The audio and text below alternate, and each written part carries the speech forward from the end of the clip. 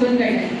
காசு வாங்கினோடனே என்ன பண்ணாரு, நான் ஊரா உன்னை கும்பிட்டு போவேன், திருட்டு பையன் ரொம்ப ஜாஸ்தி இருக்குது, அதனால இந்த காசை கொண்டு வந்து என் ஊருக்கு கொடுங்க, எங்க திருவாரூருக்கு கொடுங்க. இதெல்லாம் ரொம்ப ஓவரா இல்லை.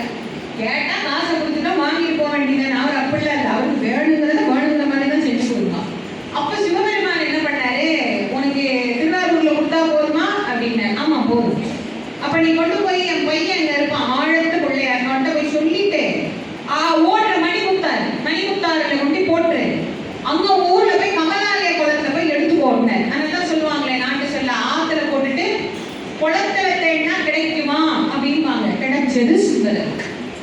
சாமி அங்க போட்டார், இங்க எடுத்து கொடுத்தார். எங்க எடுத்து கொடுத்தார்? திருவாரூர்ல கமலாலய குளத்துல எடுத்து கொடுத்தார். தியாகராஜனான சுவாமி இருக்கிறார். அருமையான ஊர், அருமையான கோயில். ஒரு முறையாவது ஒவ்வொருத்தரும் போய் பார்க்க வேண்டிய பெருமானவர். அவருக்கு எடுத்து கொடுத்தார். அதுதான் இன்னைக்கு ஏடிஎம் என்ன பண்றோம், ஏதோ ஒரு ஊர்ல போறோம், ஏதோ ஒரு ஊர்ல போய் ஸ்வைப் பண்ணி நாமளே காசு எடுத்துக்கிறோம்.